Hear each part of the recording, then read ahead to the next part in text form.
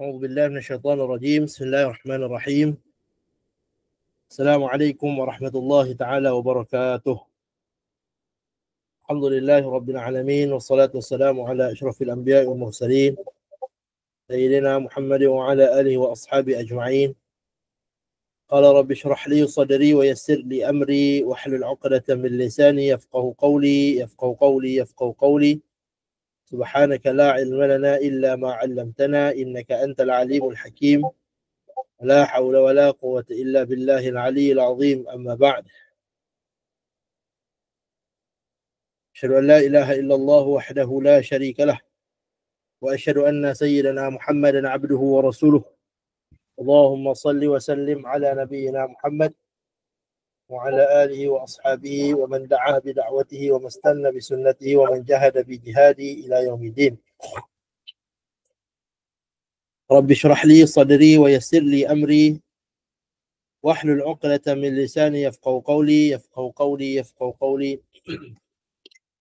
أما بعد، أشهد أن لا إله إلا الله وحده لا شريك له، وأشهد أن محمدا عبده ورسوله.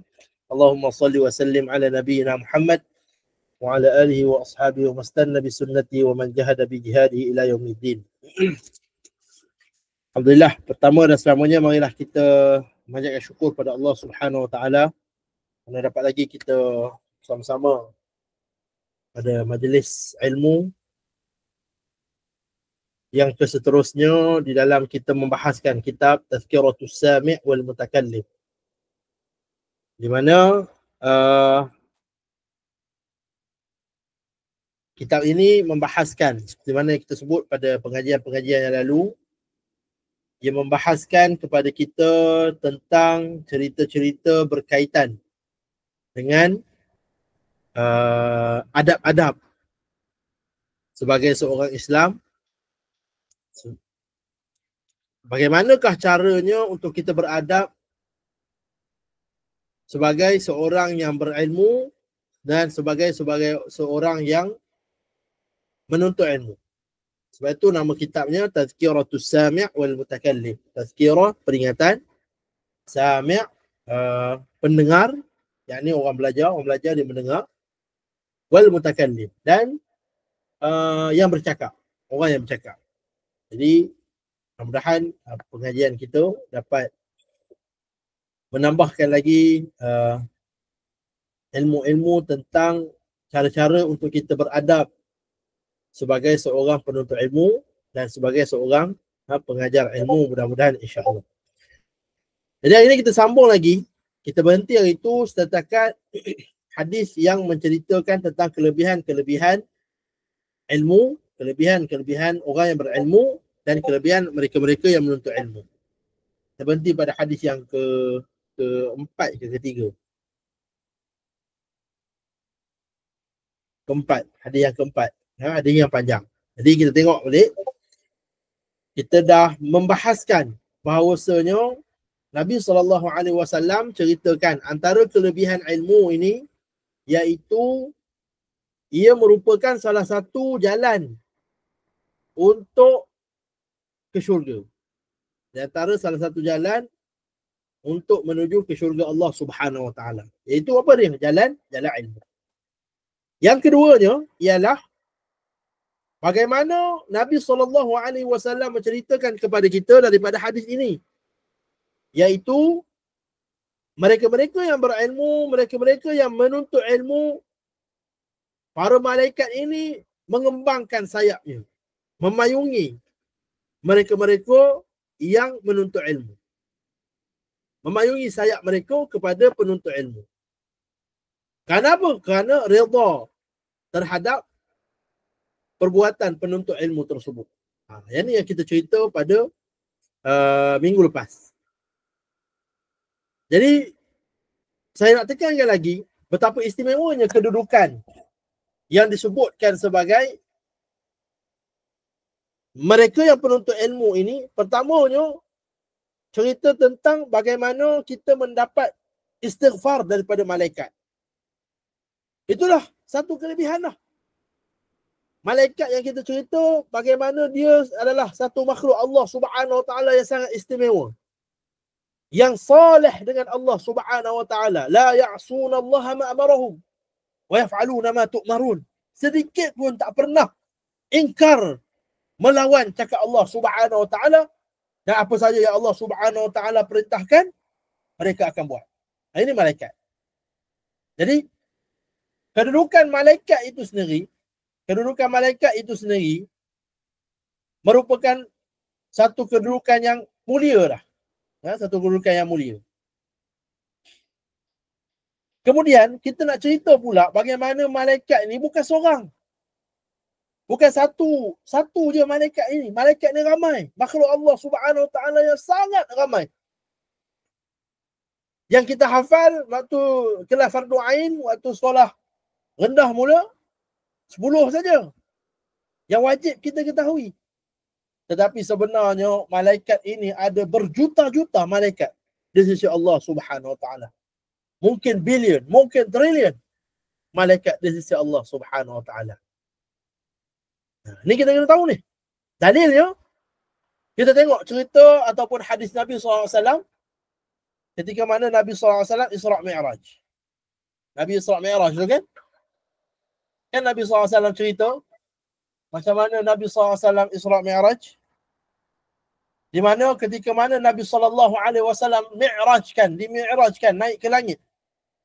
Nabi SAW pergi ke satu tempat yang dipanggil Baitul Ma'mur. Baitul Ma'mur. Baitul Ma'mur ni apa? Baitul Ma'mur ini disebut merupakan tempat di mana para malaikat bertawaf. Para malaikat bertawaf. Tempat di mana para malaikat tawaf. Kalau kita manusia, Allah Subhanahu wa taala perintahkan supaya kita tawaf di Baitullah. Kan? Baitullah di Mekah, Masjidil Haram. Malaikat ada juga tempat tawafnya. Di mana? Di satu tempat namanya Baitul Ma'mur. Yang Nabi SAW ziarah ketika mana baginda Nabi SAW dimi'rajkan. Baca balik hadis ketika mana Nabi SAW pergi Isra' Mi'raj. Tapi pergi pada tempat Baitul Ma'mur, tempat tawaf para malaikat. Kemudian diceritakan Baitul Ma'mur ini merupakan sejajar, satu baris, satu alur dengan Kaabah, dengan Baitullahil Haram. Maknanya kalau ada manusia boleh naik ke langit daripada Masjidil Haram, Baitullah tu, naik straight sampai langit ke-7, dia boleh jumpa Baitul Ma'mur. Tapi hakikatnya pada hari ini tak ada lah. Manusia walaupun kita kata kita boleh claim teknologi kita lah paling canggih, paling power pada zaman kita ni, tak ada lagi yang boleh tembus langit, lapisan langit yang pertama pun tak ada lagi. Kecuali Nabi SAW dengan menaiki Buraq dan ditemani oleh Jibril ketika mana dimi'rajkan. Jadi katakan Baitul Ma'mur ni sejajar dengan Baitullahil Haram di Mekah, di atas bumi ni. Jadi diceritakan juga di Baitul Ma'mur ini para malaikat yang tawaf padanya, kapasiti yang boleh muat para malaikat untuk bertawaf di Baitul Ma'mur ni dikatakan 70,000 malaikat. 70,000 orang malaikat. Ada bagi orang kan, bagi kita sebut malaikat. Maknanya 70,000 malaikat boleh tawaf dalam satu masa di Baitul Ma'mur. Dan Nabi SAW ceritakan 70,000 tu pula setiap hari ada malaikat yang tawaf dekat Baitul Ma'mur seramai 70,000 malaikat. Dan diceritakan pula 70,000 malaikat itu bila dia datang, dia akan tawaf. Lepas dia tawaf, dia tak akan tawaf dah sampai bila. Datang pula 70,000 malaikat yang lain untuk tawaf. Maknanya setiap hari akan ada malaikat yang tawaf di Baitul Ma'mur seramai 70,000 orang. Tak tahulah dah berapa lama Baitul Ma'mur tu Allah Subhanahu wa taala ciptakan untuk para malaikat. Tetapi nak ceritanya di sini, poin yang saya nak bawa di sini, nak cerita betapa ramainya para malaikat. Sampai ke sekali tawaf 70,000, setiap hari ada saja 70,000 yang baru datang selain daripada 70,000 yang lama, yang pernah tawaf. Tak cerita ramai malaikat ini. Berjuta-juta, berbilion, trilion, kita tak tahu. Wallahu alam. Cuba bayangkan, dalam berjuta-juta itu, mereka semuanya beristighfar untuk kita. Allahu Akbar. Takkah itu satu kedudukan dan satu keistimewaan yang sangat mulia? Satu keistimewaan yang sangat special. Sangat istimewa. Di mana malaikat-malaikat yang kita tak tahu berapa jumlahnya beristighfar untuk kita, yang kita meletakkan diri kita sebagai penuntut ilmu. Ini satu kelebihan yang sangat istimewa. Satu kelebihan dan satu kedudukan yang Allah Subhanahu Wa Taala beri hanya kepada mereka-mereka yang menuntut ilmu, mereka-mereka yang bergelumang hidup mereka dengan majlis-majlis ilmu. Jadi jangan main-main. Maknanya satu tempat yang sangat istimewa. Sudahlah kita diistighfarkan oleh malaikat, satu makhluk yang sangat soleh di sisi Allah Subhanahu Wa Taala. Kemudian tak tahu pula jumlahnya berapa malaikat yang istighfar untuk kita. Boleh jadi semua, boleh jadi berpuluh-puluh, boleh jadi beratus-ratus. Nak cerita ramai malaikat ni. Ramai. Maka itu menunjukkan betapa istimewanya kedudukan dan fadilat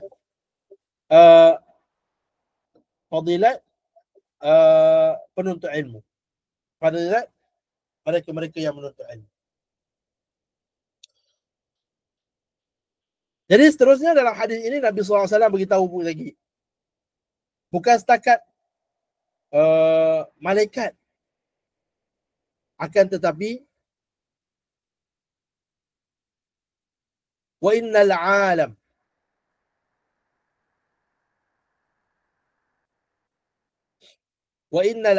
la yastaghfiru lahu man fis samawati wa man fil ard. Bukan setakat malaikat, tetapi alam, seluruh alam beristighfar. Tak kira makhluk-makhluk yang berada di langit ataupun makhluk-makhluk yang berada di bumi. Sehingga ikan di dalam perut laut sekalipun meminta ampun kepada, beristighfar kepadanya. Nya tu siapa? Nya tu kepada penuntut ilmu, talibul ilm, penuntut ilmu. Bukan setakat malaikat, tetapi makhluk-makhluk alam, seluruh makhluk di alam ini beristighfar kepada penuntut ilmu. Ini juga satu kelebihan. Kita rasa tak cukup kita punya istighfar, maka sibukkan diri kita dengan ilmu. Jadilah seorang penuntut ilmu. Maka kita akan dapat kelebihan. Para malaikat beristighfar untuk kamu. Alam, makhluk-makhluk di seluruh alam ini beristighfar untuk kamu. Haiwan-haiwan di atas langit, makhluk-makhluk di atas langit, awannya, mataharinya, seluruh makhluk-makhluk di langit. Bahkan bukan setakat seluruh makhluk-makhluk di langit, seluruh makhluk-makhluk di bumi. Batu, pokok, kayu, haiwan, ayam, kambing, ikan, semuanya meminta ampun kepada kamu apabila kamu menjadi seorang yang dipanggil sebagai penuntut ilmu. Penuntut ilmu. Semuanya meminta ampun kepada Allah Subhanahu Wa Taala untuk diri kamu. Untuk diri kamu. Maka siapa yang merasakan dirinya banyak dosa? Sebab ada orang rasa dia tak ada dosa. Posisikan diri kita di dalam kehidupan sebagai seorang penuntut ilmu. Jadilah seorang penuntut ilmu dalam hidup kita. Penuntut ilmu ni tidak ada had. Bukan kata penuntut ilmu ini sampai aku habis SPM. Penuntut ilmu sampai aku habis degree. Penuntut ilmu sampai aku habis master. Penuntut ilmu sampai aku habis PhD. Tidak. Tetapi penuntut ilmu, title penuntut ilmu ini boleh sampai sehingga sebelum sakaratul maut. Boleh. Dengan kita melazimi kehidupan kita, seharian kita dengan majlis-majlis ilmu. Maka kita jadilah penuntut ilmu. Pasal kita sentiasa mencari ilmu, menuntut ilmu, menuntut ilmu, menuntut ilmu. Maka duduklah kita di dalam posisi yang sangat istimewa yang kita cerita tadi, yang malaikat-malaikat meminta ampun kepada Allah Subhanahu Wa Taala untuk kita, yang segala makhluk-makhluk di langit, segala makhluk-makhluk di bumi, sehingga ikan-ikan di laut, semuanya meminta ampun kepada kita. Cuba bayangkan berapa banyak makhluk yang meminta ampun untuk kita. Maka itu satu kedudukan yang istimewa yang jangan kita lepaskan. Cintailah ilmu, posisikan diri kita, kehidupan kita di dalam posisi sebagai seorang yang mencintai ilmu, sebagai seorang yang menuntut ilmu. Seterusnya, Nabi SAW sebut, wa inna fadlal alim ala al-abidi ka fadlil qamar lailatul bad ala sa'iril kawakib. Sesungguhnya lebihnya orang yang berilmu ini, kata Nabi SAW, ulama-ulama, orang yang ada ilmu, berbanding ahli ibadat, orang yang kuat ibadat, lebihnya seperti bulan yang mengambang penuh pada malam bulan mengambang, berbanding bintang-bintang yang lain. Berbanding bintang-bintang yang lain. Nabi beritahu kepada kita daripada hadis ini, kedudukan orang yang berilmu, orang yang ada ilmu ini jika nak dibandingkan dengan ahli ibadat, maka lebihnya orang yang berilmu ini, kata Nabi SAW, seperti mana lebihnya bulan pada malam bulan mengambang berbanding bintang-bintang yang lain. Cuba tengok pada waktu malam bulan mengambang. Pada 15, 13, 14, 15. 15, 16, 17. Lebih kurang lah. 2-3 hari macam tu. Tapi pada waktu biasanya 15 hari bulan Hijri, cuba tengok bulan mengambang pada waktu malam. Tengok bagaimana lebihnya bulan tu berbanding bintang-bintang yang lain. Punya terangnya bulan yang mengambang pada waktu malam bulan mengambang melebihi daripada bintang-bintang yang lain. Kita boleh tengok tidak ada bintang pun yang bersinar dekat dengan bulan. Kita tak nampak. Takkan nampak. Dia mesti ada dalam satu radius yang sangat jauh daripada bulan tu, barulah nampak kelipan bintang tersebut. Tak boleh tengok bulan pada waktu malam bulan mengambang. Nak ceritanya, Nabi SAW membawa perumpamaan dan perbandingan di antara orang yang berilmu dengan orang yang ahli ibadat. Bukan nak kata hina ahli ibadat, tidak. Bukan nak merendah-rendahkan ahli ibadat, tidak. Tapi Nabi nak bagi tahu lebih. Nak cerita lebih ni. Bukan nak cerita siapa kurang. Nak cerita siapa lebih. Lebihnya orang yang berilmu ini seperti malam bulan mengambang. Sinarannya punya cerah, cahayanya lebih daripada ahli ibadat tadi yang diibaratkan dengan bintang-bintang. Sebab itu, bila nak dibandingkan, besar bulan lagi. Cahaya, banyak cahaya bulan lagi. Kalau nak dibandingkan bulan dengan bintang pada waktu malam bulan mengambang. Maka macam mana lebihnya bulan berbanding bintang pada waktu malam bulan mengambang, begitulah lebihnya orang yang berilmu, ulama-ulama, berbanding dengan orang yang ahli ibadat. Itu maksud Nabi SAW. Mana cukup lebih lah, cukup istimewa. Cukup menonjol keistimewaan orang-orang berilmu ini berbanding orang-orang ahli ibadat. Nak dibandingkan seperti mana kita bandingkan bulan dengan bintang pada waktu malam bulan mengambang. Pada waktu malam bulan mengambang. Jadi itu perumpamaan yang Nabi SAW bawa di dalam hadis ini dalam nak menceritakan lebihnya orang yang berilmu berbanding dengan ahli ibadat. Ahli ibadat.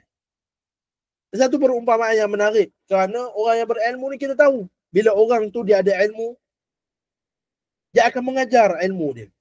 Dia akan sampaikan ilmu dia. Dia akan amal dengan ilmu dia. Ibarat bulan. Bulan tu, kalau kita belajar sains, bukan bulan tu yang ada cahaya. Tetapi dia pantulkan cahaya daripada matahari. Sama seperti orang yang alim ini, orang yang ada ilmu ni, bukan kerana orang yang alim, orang yang berilmu ni istimewa sebab batang tubuh dia tu. Bukan. Tetapi kerana ilmunya. Ilmu dia tu yang menjadi cahaya, yang menerangi orang lain, yang menyampaikan ke orang lain, yang memantulkan cahaya kepada orang lain, menjadi penunjuk kepada orang lain. Maka menarik perumpamaan yang baginda Nabi SAW bawa dengan perumpamaan seperti bulan dan bintang seperti itu. Nak tunjuk lebihnya orang berilmu. Lebihnya orang yang ada ilmu ini berbanding dengan ahli ibadat. Jadi cuba kita reflect diri kita. Hidup kita ni kita nak jadi macam mana? Kita nak jadi ahli ibadat ataupun ahli ilmu. Dua-dua bagus, dua-dua baik. Tetapi mana yang terbaik? Mana yang terbaik? Sudah tentu daripada hadis ini, Nabi SAW ceritakan ni, yang terbaik sudah tentulah kehidupan untuk menjadi ahli ilmu. Ahli ilmu. Kehidupan untuk kita menuntut ilmu. Lebih terbaik daripada kita hanya fokus ibadat semata-mata. Kerana orang yang fokus berilmu ini, dia tidak sudah tentu dia beramal dengan ilmunya. Sudah tentu dia mengamalkan ilmunya. Berbanding dengan orang yang ahli ibadat. Ahli ibadat boleh jadi dia beribadat, dia kuat ibadat, tetapi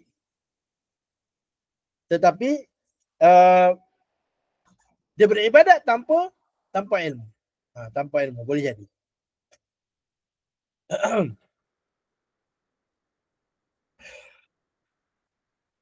Kemudian di sini Nabi SAW menyambung dalam hadis ini menceritakan lagi tentang kelebihan ilmu orang yang berilmu ialah bila mana Nabi SAW menyebut wa innal ulama warathatul anbiya, dan sesungguhnya para ulama itu adalah pewaris para nabi. Wa innal anbiya lam yuwarrithu dinaran wala dirhaman, innama warrathul ilm.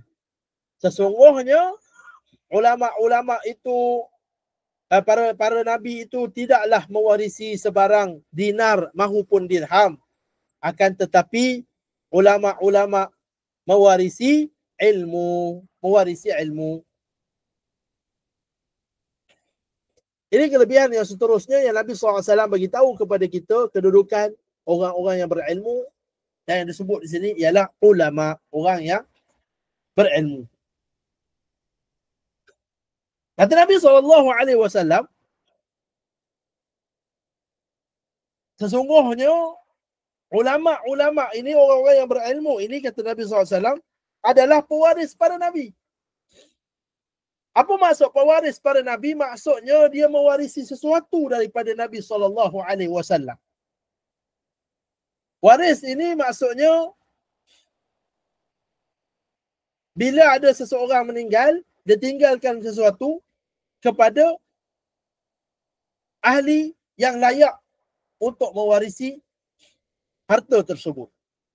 Ilmu pewarisan ni kan, faraid.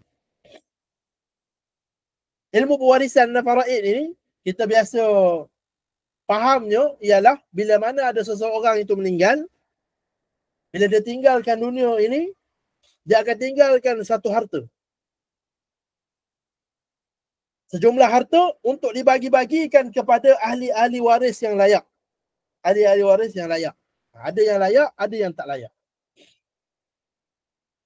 Jadi itu dalam ilmu pewarisan dalam bab harta. Tetapi kata Nabi SAW, dalam urusan kenabian, dalam kerja-kerja nubuwah, kerja-kerja para nabi ini, iaitu kerja dakwah, kerja memperjuangkan Islam, kerja menegakkan agama Islam, pewarisnya siapa? Kata Nabi SAW, pewarisnya ialah para ulama. Ilmuwan. Mereka yang bergelombang hidup mereka dengan ilmu. Maka inilah pewaris title Nabi SAW. Title bukan maksud dia menjadi Nabi, tetapi maksudnya kerja dia, urusan dia, dakwah dia, semuanya itu dia diwariskan kepada para ulama. Wariskan kepada para ulama. Dan Nabi SAW jelaskan daripada hadis ini, bahawasanya para nabi itu tidaklah diwariskan harta-harta seperti dinar ataupun dirham. Tetapi apa dia? Nabi SAW ceritakan bahawasanya para nabi ini diwariskan ilmu. Diwariskan ilmu. Jadi ini menunjukkan kelebihan ilmu yang keseterusnya, di mana ilmu inilah adalah khazanah ataupun harta, satu-satunya harta yang ditinggalkan oleh para nabi. Siapa yang ambil, maka dia telah mengambil satu bahagian yang sangat banyak faedahnya, sama ada untuk diri dia, sama ada untuk orang lain, sama ada untuk agama. Dia menjadi satu khazanah yang sangat berharga di dalam kehidupan orang tersebut. Sebab itu disambung, faman akhadahu akhadha bihadhin wafir. Siapa yang mengambil warisan Nabi SAW tersebut, maka dia telah mengambil satu bahagian yang sangat besar. Satu bahagian yang sangat beruntung. Besar kerana apa? Dia mengambil tugas para Nabi. Dia menyambung tugas para Nabi. Apa dia? Menyebarkan dakwah, menyampaikan Islam, menegakkan agama Islam. Itu kerja-kerja Nabi SAW, para Nabi alaihimussalatu wassalam. Itu kerja para Nabi. Jadi apa yang Nabi wariskan, dia bukan mewariskan dirham, dia bukan mewariskan dinar, dia bukan mewariskan harta-harta, baju ke, tidak. Tapi para Nabi ini dia mewariskan ilmu. Dia mewariskan ilmu. Jadi siapa yang mengambil ilmu, maka dia telah mengambil warisan para Nabi alaihimussalatu wassalam. Menunjukkan kelebihan ilmu itu sendiri di sisi agama Islam. Di sisi agama Islam. Jadi itu kefahaman yang kita kena ambil daripada hadis yang sangat panjang ini, hadis keempat ini, yang menunjukkan dan menceritakan kepada kita bagaimana ilmu, orang yang berilmu dan penuntut-penuntut ilmu ini semuanya mempunyai kelebihan yang tersendiri di sisi Islam, di sisi Allah Subhanahu wa taala. Semuanya ada kelebihan yang sangat istimewa yang tidak dapat kecuali di atas jalan ilmu. Di atas jalan ilmu. Ada orang dia pertikai, ulama pewaris para nabi. Ni cerita orang jahil. Atas dunia ni kita akan berhadapan dengan dua golongan. Dua golongan. Satu, kita ni maksudnya kita orang Islam akan berhadapan dengan dua golongan jenis manusia. Satu yang memang jahil tentang agama Islam. Dia jahil, sangat jahil tentang agama Islam. Jadi bila dia bercakap, dia tak tahu apa yang dia cakap. Satu lagi jenis golongan yang terlalu melampau dalam agama. Ini pun satu masalah juga dalam agama kita. Melampau dalam agama maksudnya dia terlalu melampau. Dalam kita beragama ini, dalam kita mengamalkan amalan-amalan agama, ajaran-ajaran agama ini, kita diminta untuk kita menjadi orang yang tengah-tengah. Yang di antara. Maksudnya di antara ini tidak terlalu jahil dan tidak terlalu melampau. Tidak terlalu jahil dan tidak terlalu melampau. Jahil ni macam mana? Jahil bila dia jahil lah. Maknanya nak tanya dia Islam ke? Islam. Tapi hukum hakam tak tahu. Fardu ain tak tahu. Semayang macam mana tak tahu. Itu jahil lah. Itu jahil. Kemudian satu lagi yang terlampau. Yang sangat terlampau. Contohnya semayang. Dia nak semayang saja. Semayang saja. Hidup dia nak semayang saja. Tu melampau lah tu. Islam tak begitu. Islam tak anjurkan kita untuk kita berlebih-lebih melampau. Tak boleh. Dalam Islam tak boleh. Kita kena mutawassit. Di antara tengah-tengah. Bukanlah terlalu kita kata bermudah-mudah. Bukanlah kita terlalu melampau di dalam kita beragama. Mestilah kita di antara keduanya. Tak, saya tengok dalam setiap ajaran Islam, Mesti ada satu garisan yang Islam gariskan supaya kita tidak terjerumus dalam golongan yang jahil ataupun kita terjerumus dalam golongan yang terlalu melampau-lampau di dalam urusan agama. Kedua-dua ni sangat tidak bagus dalam kita beragama, menganut agama Islam ini. Jadi nak cerita apa tadi? Oh, cerita orang jahil. Cerita orang jahil tadi. Dia sebut ulama pewaris pada Nabi. Oh, ini adalah sangat tidak betul.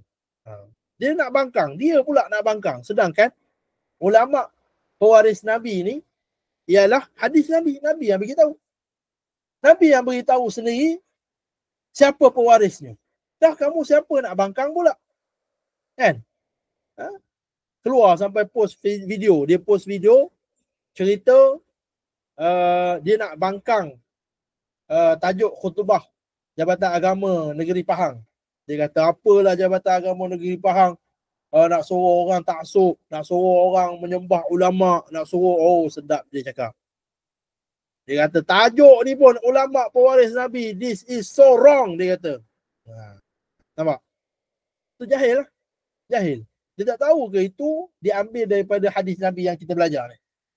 Bahawasanya para ulama itu pewaris Nabi. Bukanlah ulama yang sebut. Bukan mana-mana ustaz sebut. Bukan mana-mana tok guru sebut. Ini Nabi SAW sendiri sebut. Al-ulama warasatul anbiya. Para ulama, orang-orang berilmu, mereka lah pewaris para Nabi. Nabi sendiri sebut. Kamu tu siapa? Nak pertikai. Kamu tu siapa? Nak bangkang. Jadi, ini cerita orang yang jahil. Tak belajar agama. Nampak kerosakan yang berlaku bila mana kita tidak faham ataupun belajar tentang ilmu agama. Ini membawa kerosakan. Bila tanya dia Islam. Tapi jahil. Tak belajar. Jadi kita tengok apa ulasan Al-Imam Ibnu Jama'ah, penulis kitab kita ini, terhadap hadis tadi. Oleh itu ketahuilah bahawa sesungguhnya tidak ada martabat setinggi martabat di mana seseorang itu menyebabkan para malaikat dan makhluk-makhluk lain bersibuk-sibuk untuk memohon keampunan dan mendoakannya sehingga dipayungi dengan sayap-sayap mereka. Sesungguhnya manusia berlumba-lumba untuk mendapatkan doa manusia-manusia yang soleh atau mereka yang menyangka kesolehannya, bagaimana pula dengan doa para malaikat. Lalu Imam Ibnu Jama'ah kata, daripada hadis ini kita kena faham dan kita kena tahu bahawasanya tidak ada martabat yang lebih mulia daripada martabat mendapat doa keampunan daripada para malaikat serta makhluk-makhluk lain seluruh alam ini. Tidak ada. Malaikat itulah setinggi-tinggi martabat yang boleh dicapai oleh seorang manusia. Selain daripada Nabi lah. Iaitu di mana martabat mendapat doa istighfar para malaikat, doa istighfar segala penduduk makhluk di langit, doa istighfar seluruh penduduk di bumi sehingga ikan-ikan di lautan. Tidak ada dah. Inilah martabat yang paling tinggi yang manusia boleh capai selain daripada para Nabi. Tak ada lah. Ni Imam Ibnu Jama'ah kata. Kemudian Imam Ibnu Jama'ah kata, sesungguhnya manusia berlumba-lumba untuk mendapatkan doa manusia-manusia. Kita ni, biasanya kita ni kan, kita jumpa Pak Syekh ke, tok-tok guru ke, ustaz-ustaz ke yang kita nampak dia soleh. Mesti kita akan minta dia doa. Tolonglah doakan saya ya. Doakan saya murah rezeki. Doakan saya sembuh penyakit. Kalau kita sakit, pergi cari orang-orang yang baik. Kita biasanya kita nak orang-orang yang soleh ni. Sebab kita tahu dia ni orang yang soleh. Dia ni rapat dengan Allah. Rapat dengan Tuhan. Minta doa mereka. Maka kita yang kita rasa suka dengan doa seorang manusia yang soleh ataupun manusia yang menyangka, mereka yang menyangka kesolehannya, maksudnya orang tu sebenarnya tak soleh pun, tapi kita rasa dia nampak macam dia soleh je, dia ni nampak macam baik je. Contohlah kan, dia soleh tak tahu. Tapi kita sangka dia soleh. Mesti kita rasa seronok, kita rasa suka, kita rasa nak minta dia doakan kita. Kerana kita rasa doa dia mustajab. Kita rasa doa dia Allah Subhanahu Wa Taala dengar. Kita rasa suka sangat kalau orang tu mendoakan kita. Maka Imam Ibn Ja'ah bangkitkan persoalan, bagaimana pula dengan doa para malaikat? Cuba bayangkan kalau orang soleh pun mendoakan kita, mendoakan keampunan untuk kita, mendoakan perkara-perkara baik terjadi kepada kita, apatah lagi kalau kalau malaikat mendoakan kita, mereka-mereka yang sangat soleh di sisi Allah Subhanahu Wa Taala, yang tidak sedikit pun melawan Allah Subhanahu Wa Taala, apatah lagi sedikit pun tidak tinggal apa saja yang diperintahkan oleh Allah Subhanahu Wa Taala. Semua dibuat. Maka itulah setinggi-tinggi martabat, nak cerita tingginya kedudukan mereka yang bergelumang dengan ilmu. Tinggi, sangat tinggi. Martabat yang tertinggi. Jadi semua istimewa. Kelebihan ilmu ni, kelebihan penuntut ilmu ni sangat istimewa. Para ulama berbeza pendapat. Imam Ibn Jamaah sambung lagi, dia ulas lagi hadis tadi.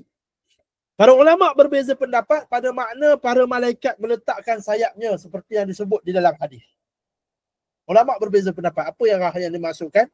Para malaikat ni meletakkan sayapnya memayungi penuntut ilmu tadi. Ada yang berpendapat kerana merendahkan diri kepada mereka. Jadi ada setengah ulama menyebut bahawasanya sebab apa para malaikat itu buka sayap dia, letak sayap dia memayungi penuntut ilmu ini. Pertamanya ada ulama kata adalah sebab kerana dia merendah diri kepada mereka. Maksudnya malaikat tu rasa rendah diri dengan penuntut ilmu. Penuntut ilmu. Seperti mana malaikat-malaikat ini diarahkan oleh Allah Subhanahu Wa Taala untuk sujud kepada Nabi Adam sebagai tanda hormat disebabkan dengan ilmu, seperti mana yang kita cerita minggu lepas. Begitu juga sampai ke hari ini ulama kata malaikat-malaikat ini menaungi mereka-mereka yang disebut sebagai penuntut ilmu ini adalah kerana khudu'an lah, kerana merendahkan diri mereka terhadap orang-orang yang berilmu. Respect mereka tidak tinggal kepada orang-orang yang menuntut ilmu. Orang menuntut ilmu, apatah lagi orang yang ada ilmu, orang yang berilmu, ulama. Mereka ini dinaungi di bawah sayap para malaikat. Kemudian apa lagi? Ada ulama berpendapat juga para malaikat turun dan hadir bersama orang yang berilmu. Ini pendapat yang kedua. Maksudnya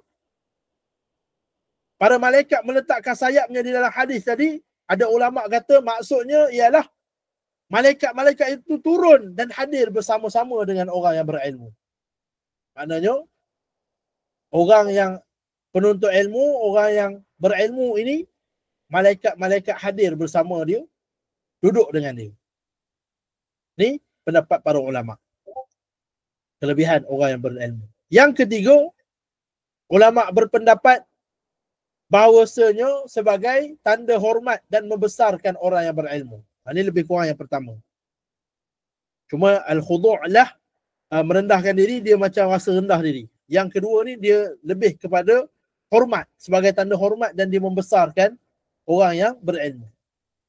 Kemudian pendapat ulama yang lain, maksud malaikat membentangkan sayapnya, meletakkan sayapnya itu adalah mendukung orang yang berilmu di atas sayap mereka untuk membantunya mencapai matlamat mereka. Ulama menafsirkan para malaikat membuka sayap, memayungi orang berilmu ini, maksudnya ada ulama berpendapat itu maksudnya para malaikat akan bantu dia dalam dia mencapai matlamatnya. Ada orang yang berilmu, orang yang menuntut ilmu ini jika ikhlas niatnya mendapat istighfar para malaikat, bahkan boleh mendapat bantuan daripada para malaikat. Boleh mendapat bantuan daripada para malaikat. Daripada mana? Ulama istinbat ataupun ulama ambil daripada kefahaman mereka daripada hadis bila mana Nabi SAW ceritakan yang malaikat ini mengembangkan, meletakkan sayapnya memayungi mereka-mereka yang menuntut ilmu. Nampak? Jadi tidakkah ini satu keistimewaan? Sangat istimewa buat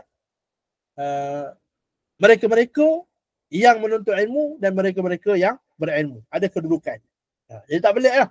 Kalau kita tengok ulama-ulama ini mereka dibantu oleh para malaikat. Banyak bantuan-bantuan yang kalau kita fikir manusia biasa tak akan boleh dapat. Melainkan orang itu alim-alim, orang itu orang yang belajar ilmu. Banyak bantuan-bantuan yang luar logik akal. Banyaklah cerita-cerita. Jadi tak pelik. Kerana apa? Kerana hadis Nabi ni lah. Hadis yang Nabi SAW ceritakan, para malaikat meletakkan sayapnya memayungi mereka-mereka yang alim, mereka yang menuntut ilmu. Kemudian Imam Ibn Ja'ah juga mengulas berkenaan dengan hadis ini, bagaimana ilham haiwan-haiwan untuk beristighfar. Kenapa agak-agaknya sampai haiwan pun beristighfar kepada orang yang menuntut ilmu, orang yang alim ulama ini. Kenapa? Kata Imam Ibn Jamaah rahimahullah, manakala ilham haiwan-haiwan untuk beristighfar kepada para ilmuwan, untuk para ilmuwan, para ulama, berpendapat sebabnya adalah kerana haiwan-haiwan itu dicipta untuk kebaikan dan manfaat para hamba. Dan menjadi tugas ulama lah yang menerangkan perihal haiwan-haiwan ini, yang manakah daripada mereka yang halal, yang manakah daripada mereka yang haram. Serta ulama jugalah yang berpesan supaya berbuat ihsan kepada haiwan-haiwan dan mencegah sebarang bentuk kemudaratan terhadap haiwan-haiwan di bumi. Jadi, maksudnya di sini, Imam Ibn Jamaah menyebut, ulama-ulama juga menyatakan, kenapalah agaknya haiwan-haiwan pun minta istighfar kepada orang-orang berilmu ini. Istighfar untuk orang-orang yang menuntut ilmu ini. Kerana kata ulama, ayat pertamanya, haiwan-haiwan ini dicipta untuk kebaikan dan manfaat para hamba. Ini kita kena tahu. Haiwan-haiwan ni, Allah Subhanahu Wa Taala cipta atas dunia ni, tidak lain untuk memberi manfaat kepada kita. Untuk memberi kebaikan kepada kita. Ada sebab kenapa Allah Subhanahu Wa Taala ciptakan haiwan-haiwan di atas muka bumi ini. Dan sebabnya ialah untuk memberi manfaat kepada kita. Jadi ini kita kena faham dan kita kena tahu bahawasanya haiwan-haiwan yang Allah Subhanahu Wa Taala cipta ini tujuannya tidak lain untuk memberi manfaat kepada manusia. Jadi dia menafikan ideologi ataupun pemikiran yang orang-orang putih, Mak Saleh sekarang duk perjuangkan. Mereka kata kebebasan haiwan. Kebebasan haiwan. Apa dia kebebasan haiwan? Kebebasan haiwan supaya mereka ini tidak dibunuh sesuka hati, tidak disembelih sesuka hati menjadi daging dan makanan manusia. Jadi kita kena perjuangkan hak haiwan-haiwan ini. Marilah kita menjadi orang yang tidak makan daging. Kan ada golongan yang sekarang ni dekat luar tu, dipanggil golongan vegan, panggil vegan, vegetarian. Vegan. Yang vegan. Yang hanya makan sayur semata-mata. Sayur semata-mata. Sebab apa? Sebab mereka kata haiwan-haiwan ini ditindas. Mereka nak perjuangkan hak asasi haiwan-haiwan. Hak asasi haiwan-haiwan. Jadi mereka menindas perbuatan makan daging-daging haiwan ni dianggap sebagai menindas haiwan-haiwan. Menindas haiwan-haiwan. Jadi bila cerita haiwan-haiwan ini ditindas, mereka tak makan daging. Tak makan daging ataupun sebarang produk yang dibuat dinampak menindas haiwan. Contoh susu pun mereka tak makan. Dia kata susu ni menindas haiwan dan sebagainya. Tu baru yang nak perjuangkan hak asasi haiwan. Sekejap lagi keluar pula. Kalau menggunakan logik yang sama, mereka nak memperjuangkan hak asasi tumbuhan pula. Tak mustahil keluar. Yang pergi makan pokok saja ni ke, kata ni menindas pokok pula ni. Tak boleh. Jadi kita nak makan apa? Tak payah makan. Tak payah makan. Kan? Jadi ini semua ideologi ataupun pemikiran yang lahir daripada manusia yang tidak mengikut panduan wahyu Allah Subhanahu Wa Taala. Sedangkan Allah Subhanahu Wa Taala cerita dalam Al-Quran, petunjuk Al-Quran, Al-Quran memang sebut dalam Al-Quran Allah ciptakan tumbuh-tumbuhan, Allah ciptakan haiwan-haiwan ini tidak lain untuk memberi manfaat kepada manusia. Memberi manfaat. Maka tidak timbul istilah kita ini menzalimi haiwan, kita ini telah melanggar hak asasi haiwan. Tidak. Cuma di sana memang ada perihal supaya kita ini bersikap ihsan dengan binatang. Tengok hadis-hadis Nabi SAW. Nabi bagi tahu macam mana cara kita nak sembelih haiwan. Mesti dengan menjaga supaya tidak menyeksa haiwan. Itu yang keluar hadis. Nabi SAW kata, tajamkan pisau sembelihanmu. Kalau nak sembelih pula, jangan sembelih depan haiwan lain. Itulah sikap ihsan yang Nabi SAW ajar. Yang kalau kita kata kita nak perjuangkan, itu yang sepatutnya. Bukan sampai perjuang, langsung kita tak makan daging. Langsung kita tak makan apa-apa perkara yang boleh kita ambil manfaat daripadanya. Sedangkan tujuan haiwan-haiwan itu dicipta oleh Allah Subhanahu Wa Taala adalah untuk manfaat kita. Untuk kebaikan diri kita. Jadi, disebabkan itulah, kata para ulama, disebabkan tugas para ulama ini, orang-orang yang berilmu ini, orang yang ada ilmu tentang hukum hakam ini, disebabkan tugas mereka untuk menyampaikan kepada manusia lain mana satu yang halal, mana satu yang haram, apa yang kamu boleh buat pada haiwan ini, apa yang kamu tak boleh buat pada haiwan ini, mana satukah sikap-sikap ihsan, macam manakah caranya kamu nak berbuat ihsan dengan binatang-binatang, dan apakah keburukan-keburukan, mudarat-mudarat yang kamu boleh beri kepada binatang-binatang ini, jangan kamu buat. Disebabkan orang berilmu lah, orang yang ulama lah yang menyampaikan perihal-perihal ataupun perkara-perkara seperti ini kepada manusia-manusia lain, maka para ulama kata atas sebab itu haiwan-haiwan meminta istighfar kepada Allah Subhanahu Wa Taala kepada orang yang berilmu tersebut. Sebab itu. Jadi ini sikap ataupun sifat yang ditunjukkan oleh para haiwan. Atas dasar terima kasih mereka kepada alim ulama, ustaz-ustaz, penuntut-penuntut ilmu yang menyampaikan tugas, yang membuat tugas mereka untuk memberitahu mana yang halal, mana yang haram. Dan disebabkan haiwan itu sebagai satu makhluk yang Allah Subhanahu Wa Taala untuk diciptakan untuk kebaikan dan manfaat, maka orang yang berilmu dan orang yang penuntut ilmu ini, manfaat dia daripada haiwan dapat lebih lagi daripada orang lain. Orang lain mungkin manusia biasa yang bukan penuntut ilmu, yang bukan alim ulama, mungkin dia boleh ambil manfaat daripada haiwan hanya dari sudut tunggangan, ataupun ambil manfaat daripada haiwan-haiwan hanya dari sudut makanan semata-mata. Tetapi mereka yang berilmu ini dapat ekstra manfaat, iaitulah permohonan keampunan daripada Allah Subhanahu Wa Taala daripada haiwan-haiwan ini. Kerana apa? Kerana mereka-mereka inilah tugasnya untuk menyampaikan dan tentang halal dan haram, serta perkara-perkara yang melibatkan tentang ihsan kepada binatang, berbuat baik kepada binatang dan mencegah sebarang mudarat untuk diperlakukan kepada binatang-binatang tersebut. Jadi ini pendapat para ulama kenapa haiwan-haiwan pun istighfar, minta ampun kepada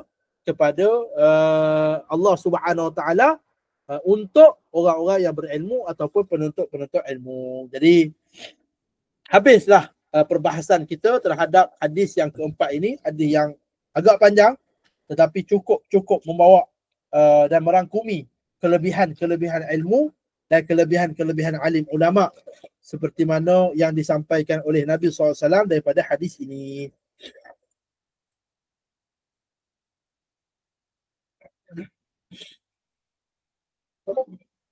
Cubalah kita sambung hadis yang seterusnya minggu akan datang insya-Allah.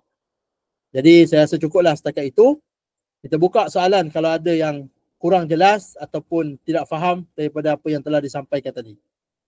Kalau ada soalan. Jadi hadis yang keempat ya. Hadis yang keempat. InsyaAllah minggu depan kita sambung hadis yang kelima. Kalau ada soalan silakan.